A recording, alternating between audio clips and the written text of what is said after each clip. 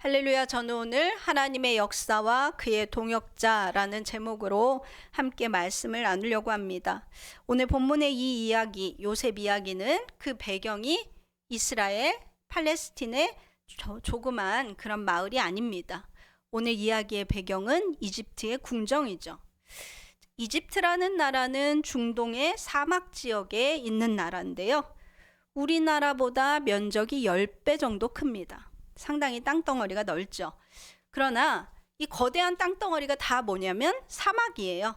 그런데 이 사막인 땅에서 인류 문명이 생겨났고 아주 유구한 역사를 자랑하는 찬란한 문화와 문명이 이 이집트 땅에서 꼽히게 됐습니다.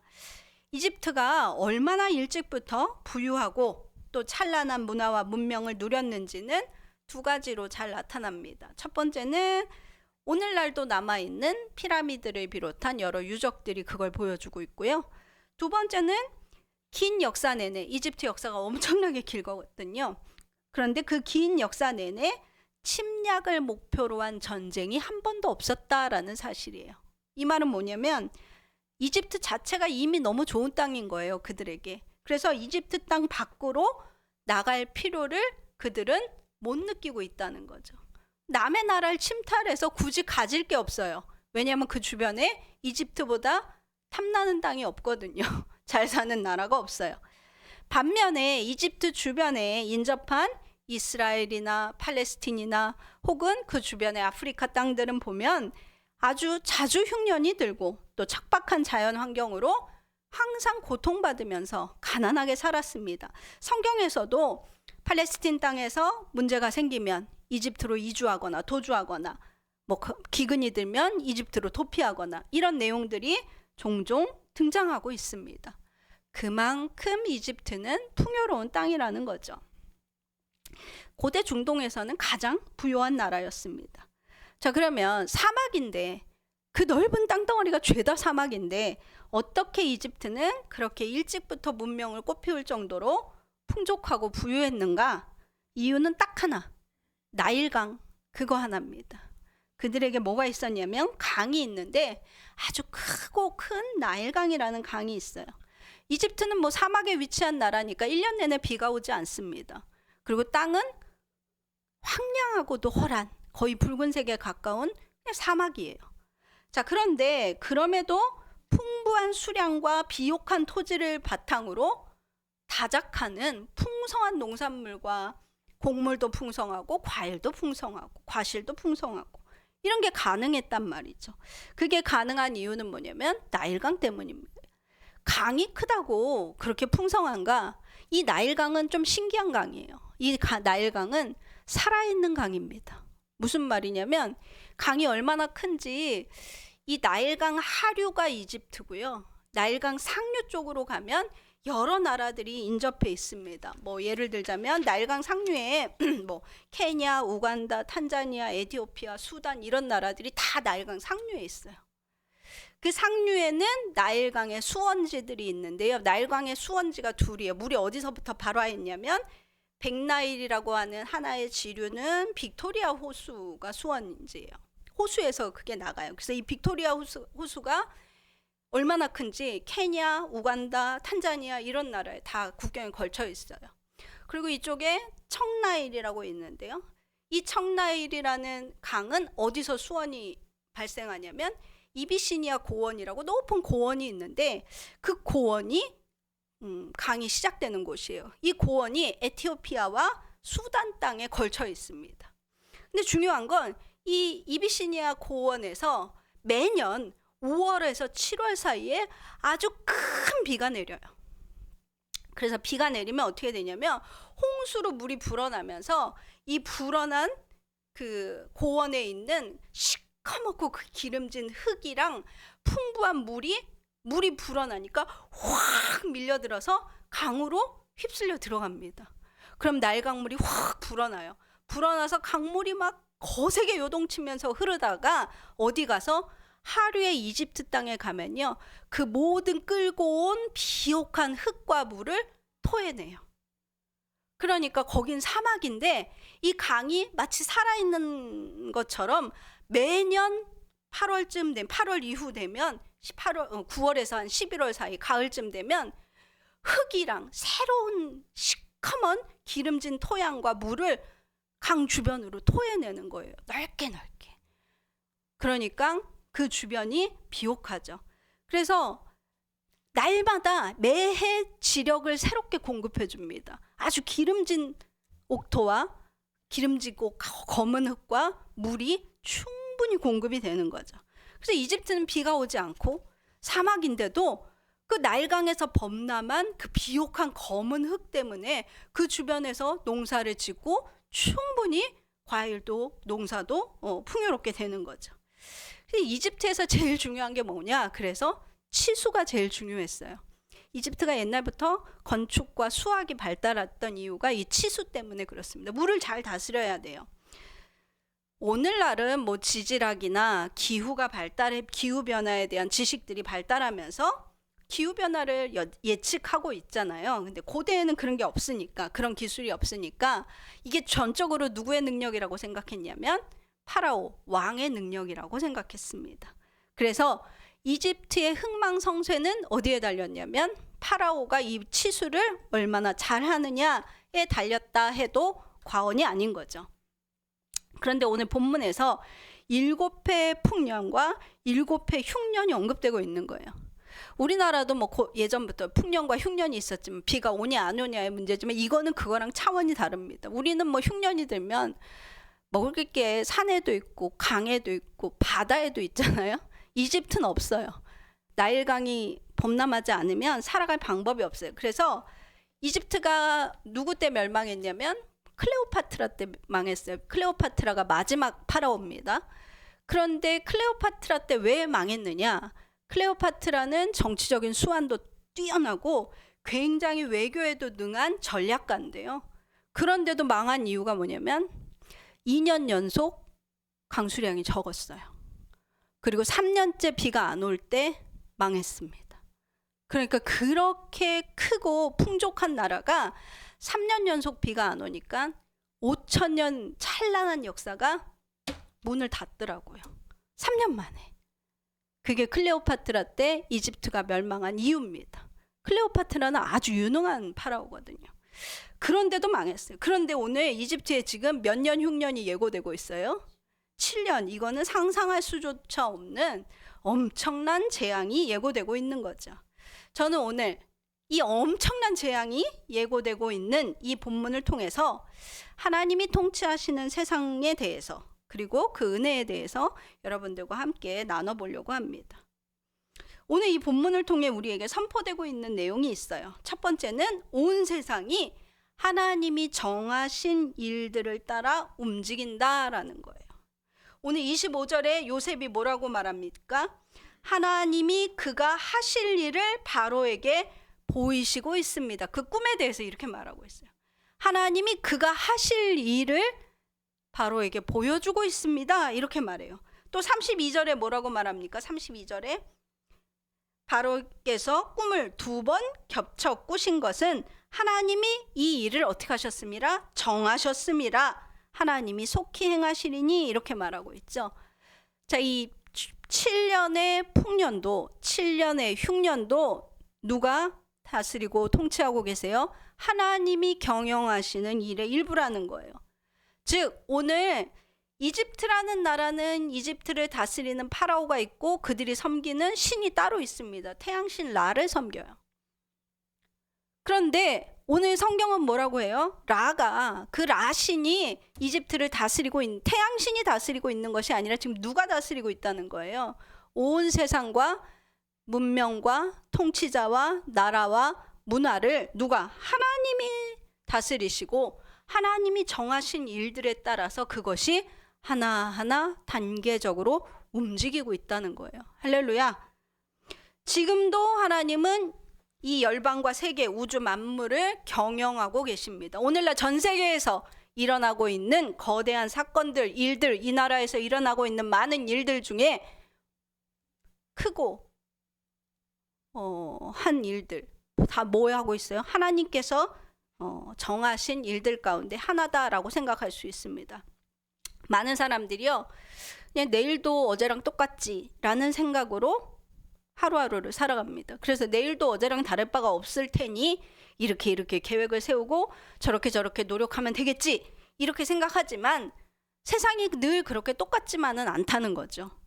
하나님이 경영하시는 이 광대한 세상 속에서는 늘 놀라운 변화들이 숨어 있습니다. 오늘 이집트와 마찬가지로요. 그래서 오늘 본문에서는요, 우리가 하루를 성실히 사는 것도 맞지만 내일이 항상 오늘과 같으리라는 법은 없다라는 것을 염두에 두어야 합니다. 우리는 눈을 크게 열고요, 하나님께서 이 땅을 어떻게 다스리고 계신가 늘 주목하며 바라볼 필요가 있습니다. 하나님의 통치에 주목하는 백성이 많으면 많을수록 어때요? 오늘 하나님은 그들에게 당신의 통치를 드러내시고 나타내시는 거죠. 오늘 하나님께서 바로에게 꿈을 주셨어요. 똑같은 꿈을 그것도 2번이나 주셨어요. 꿈꾸고 잊어버리는 경우도 많잖아요. 그래서 잊지 않도록 같은 꿈을 2번이나 주셨는데도 오늘 파라오는 그 꿈을 기억은 하되 무슨 뜻인지 알지 못했습니다. 애굽에 있는 모든 신하와 모든 지혜로운 자들이 그 꿈이 무슨 뜻인지 알지 못했어요. 그러나 하나님의 백성, 하나님의 통치에 주목하고 있는 하나님의 백성은 하나님의 뜻을 알 수 있습니다. 오늘 하나님께서는요, 이 땅을 다스리고 계시기 때문이죠. 2번째, 오늘 이 본문에서 선포되고 있는 것은 이 하나님이 정하신 일들 속에 반드시 뭐가 포함되어 있다? 구원이 포함되어 있다라는 거. 구원. 우리 하나님이 행하시는 일들은요, 상당히 광대합니다. 이사야 45장 7절은 뭐라고 말하냐면, 나는 빛도 짓고 어둠도 창조하며 나는 평안도 짓고 환난도 창조하나니 나는 여호와라, 이 모든 일을 행하는 자이니라, 이렇게 말씀하셨거든요. 하나님은 빛과 평안만 짓는 분이 아니라 어둠과 환난도 창조하세요. 때로는 그렇다는 말이죠. 자, 그렇지만 노아의 홍수 때도 그렇고 소돔과 고모라의 멸망 때도 그렇고 하나님이 지으시는, 하나님이 창조하시는 어둠과 환난 속에는 항상 뭐가 있어요? 구원 계획이 있습니다. 아멘. 오늘 본문의 사건도 마찬가지예요. 제가 방금도 말씀드렸지만 이집트는 야훼 하나님을 섬기는 나라가 아니고 하나님을 알지도 못합니다. 그런데도 하나님은 7년 흉년을 파라오에게 예고하심으로 그것을 대비할 수 있도록 은혜를 베풀고 계세요. 왜 그럴까요? 자기를 섬기는 나라도 아닌데 왜 그랬을까요? 이집트 전체가 하나님을 알지 못하고 파라오가 하나님을 섬기지 않더라도 이집트는 하나님의 것이며 이집트 나라를 다스리는 이가 하나님이시기 때문입니다. 또한 이집트의 풍요 덕에 기근을 면하는 주위의 작은 나라들도 다 하나님이 다스리고 계세요. 하나님은 이 온 땅과 열방을 다스리고 계시죠. 때문에 오늘 하나님께서는 너는 나를 몰라도 내가 너에게 말하노니 7년 풍년과 흉년이 있을 것이다 라고 경고해주고 있는 거죠. 그러므로 여러분, 때때로 하나님께서 이 세상에 어둠과 환난을 지으신다 할지라도 그 속에 항상 무엇이 예비되어 있다? 구원이 예비되어 있다라는 것을 기억하시기 바랍니다. 그래서 오늘 본문 36절은 뭐라고 말해요? 끝에 보시면 땅이 이 흉년으로 말미암아 망하지 아니하리다, 이렇게 말하고 있어요. 분명하게 선포하고 있죠. 7년 흉년이 이집트에 올 건데, 그런데 어떨 거래요? 망하지 않겠다. 할렐루야. 하나님께서 환난을 지으시고 어둠을 지으실 때에는 하나님의 공의를 이루기 위함입니다. 그 속에 반드시 뭐가 있어요? 구원 계획이 있어요. 망하지 않습니다. 아멘.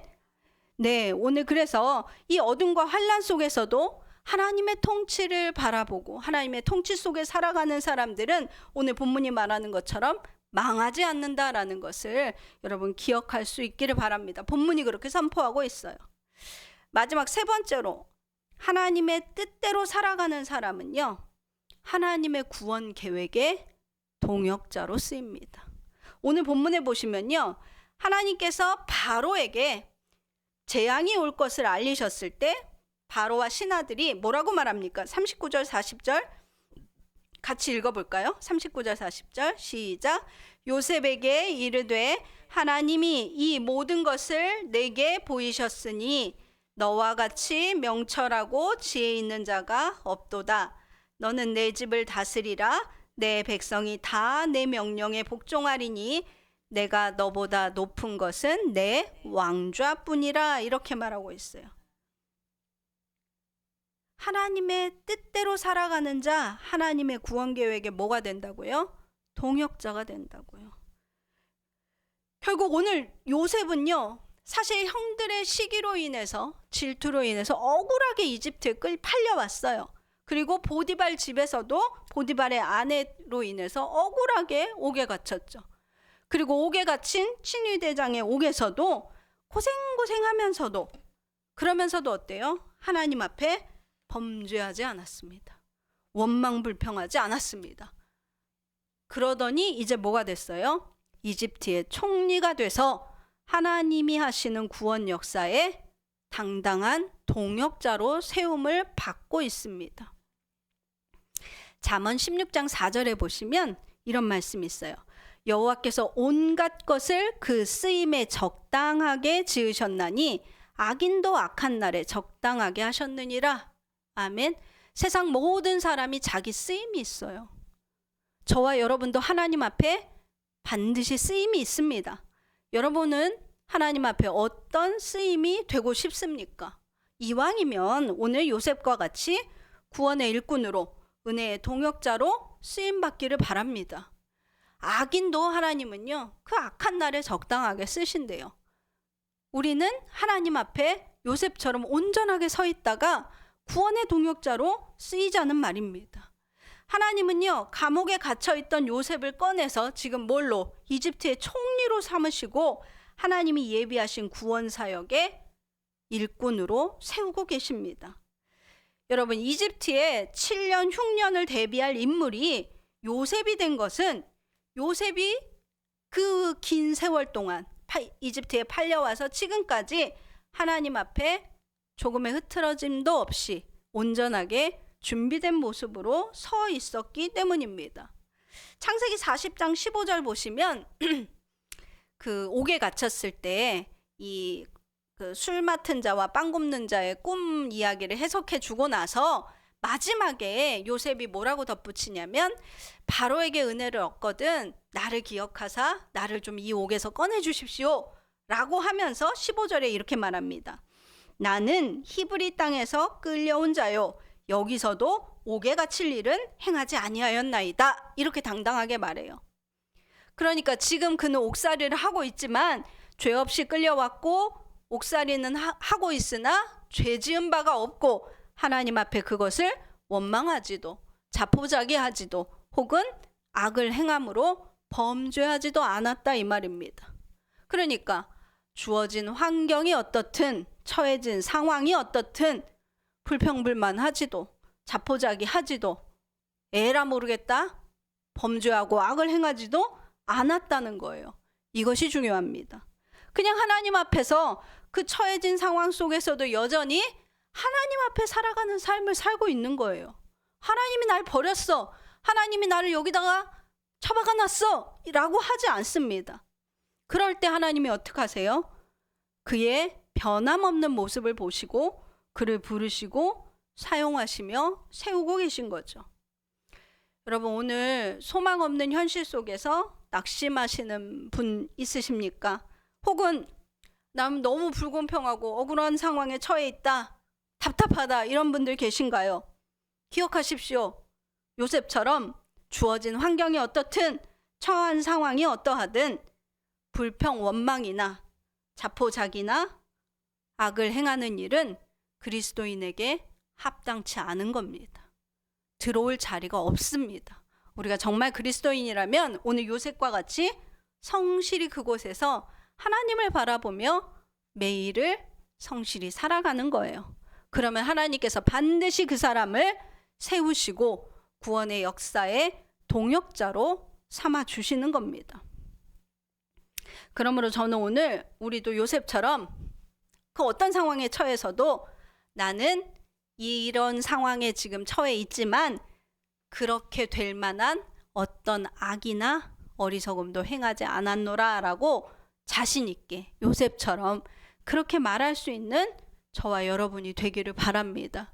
그게 중요해요. 내 죄로 내가 악한 상황에 처해 있고 내 허물로 내가 힘든 어려움을 맞고 있다면 할 말이 없는 거예요.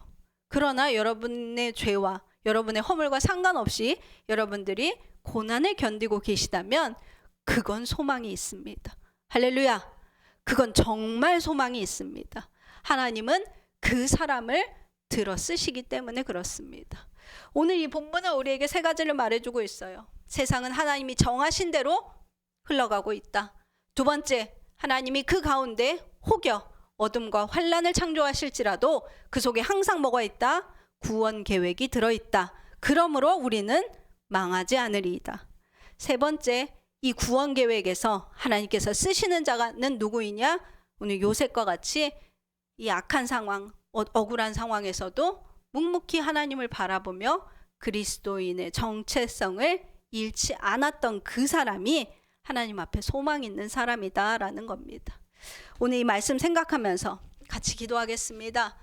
여러분, 세상이 불공평하다고 범죄치 마십시오. 어리석은 일입니다. 여러분이 요셉처럼 정결한 모습으로 있다면 우리 정말 소망 있는 교회, 소망 있는 성도, 소망 있는 하나님의 자녀입니다. 주님 성호 3번 부르시고 아버지 이 악하고 패역한 세대에서 우리를 하나님의 선한 일꾼으로 세우시고 주의 구원 계획의 동역자로 써주십시오라고 주님 성호 3번 부르시고 같이 기도하겠습니다. 주여, 주여, 주여.